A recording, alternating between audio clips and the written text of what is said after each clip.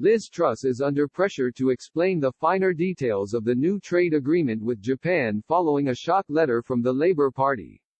Shadow Trade Secretary Emily Thornberry has challenged the International Trade Secretary to provide details on the agreement following a government impact assessment, which stated Japanese exporters were set to benefit more from the deal.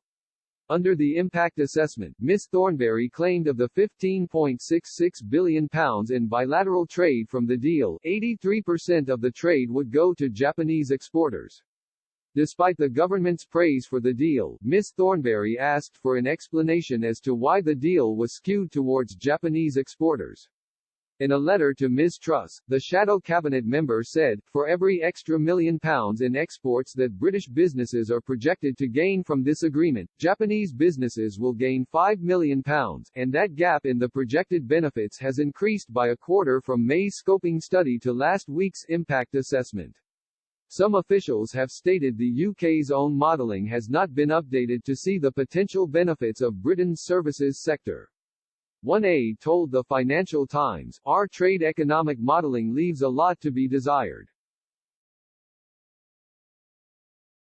We don't think our current modelling, which is itself based on methodology from 2011, properly reflects the benefits of digital and data, tech and services, all of which are areas of the Japan deal where we've gone well beyond the EU deal." The aide also explained the modelling provided by Professor Tony Venables from the University of Oxford, to reflect the current economy, will soon be reviewed. Under the final impact assessment published by the government this month, trade exports to Japan are expected to rise by 17.2%. In contrast, UK imports of Japanese goods are set to be boosted by 79.7%, or £13 billion in comparison to 2019 levels.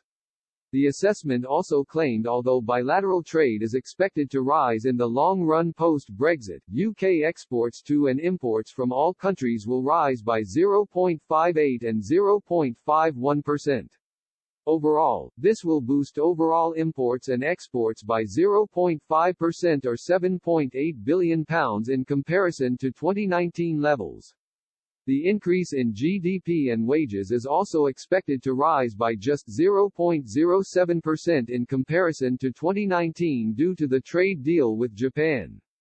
The trade deal with Japan was heralded as one of the landmark trade deals by the UK due to the country's overall economic size. Together, the two countries represent 9.2% of current global GDP while Japan was the sixth largest investor in the UK in 2019.